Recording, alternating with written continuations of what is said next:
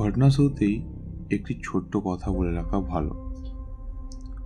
আপনার যদি নিজেদের জীবনে ঘটে যাওয়া কোনো রহস্যময় বা অবিশ্বাস্য ঘটনা আমাদের সঙ্গে ভাগ করে নিতে চান, তাহলে স্ক্রিনে দেওয়া জিমেলের মাধ্যমে আমাদের মেসেজ করতে পারেন।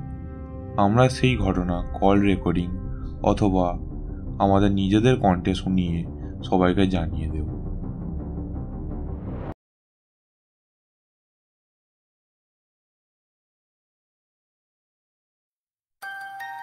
নমস্কার দর্শকগণ, আজকের আমাদের ঘটনার বিষয় হল রহস্যময় ঘূর্ণি।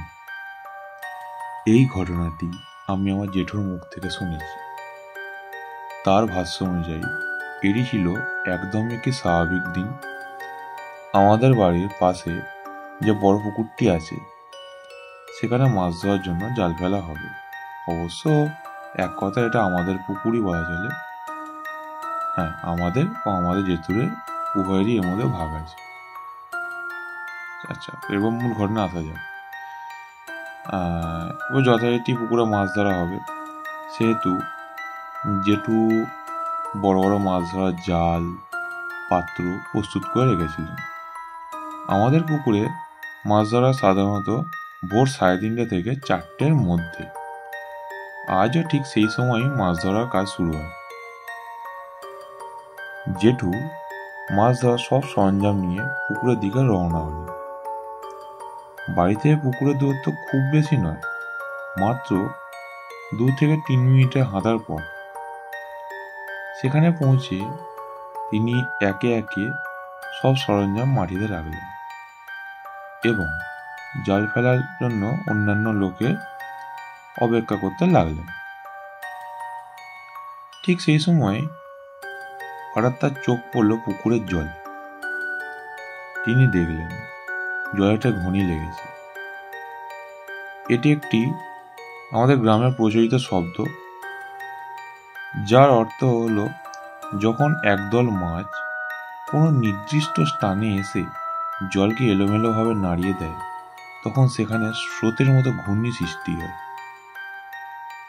এমন দৃশ্য দেখে জেঠুর মনে হলো এই সুযোগে হাত দিয়ে কিছু মাছ ধরা যেতে পারে।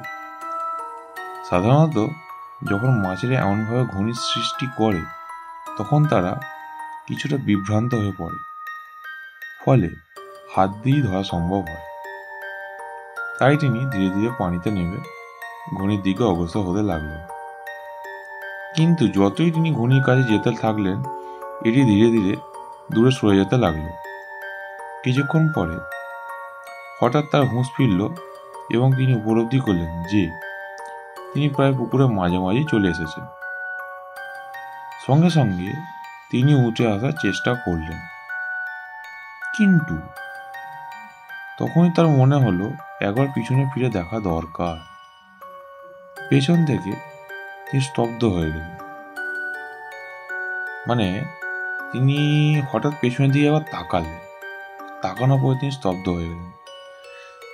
তিনি স্পষ্ট দেখতে পেলেন যেখানে তিনি সর্বশেষ পৌঁছেছিলেন সেখানে জল থেকে একটি অদ্ভুত ছায়ামূর্তি ভেসে উঠেছে।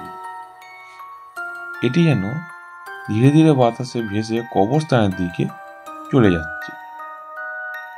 বলে রাখা ভালো, আমাদের পুকুরের ঠিক পাশে একটি পুরানো কবরস্থান রয়েছে। জেঠু অবাক হয়ে তাকিয়ে রইলেন। কি যেন দেখছেন। তিনি ধীরে ধীরে সেই ছায়ামূর্তি পুকুরের ওপারে কবরস্থানের দিকে মিলিয়ে গেল। এই ভয়ঙ্কর দৃশ্য দেখে জেঠু আর এক মুহূর্ত সেখানে অপেক্ষা না করে তার হাতে থাকা হাঁড়ি ও জাল সব ফেলে প্রাণপণে দৌড় দিয়ে বাড়ির দিকে ছুটে এলেন। সৌভাগ্যবশত তার কোনো ক্ষতি হয়নি। এই ঘটনা আজ থেকে প্রায় 20 থেকে 25 বছর আগে।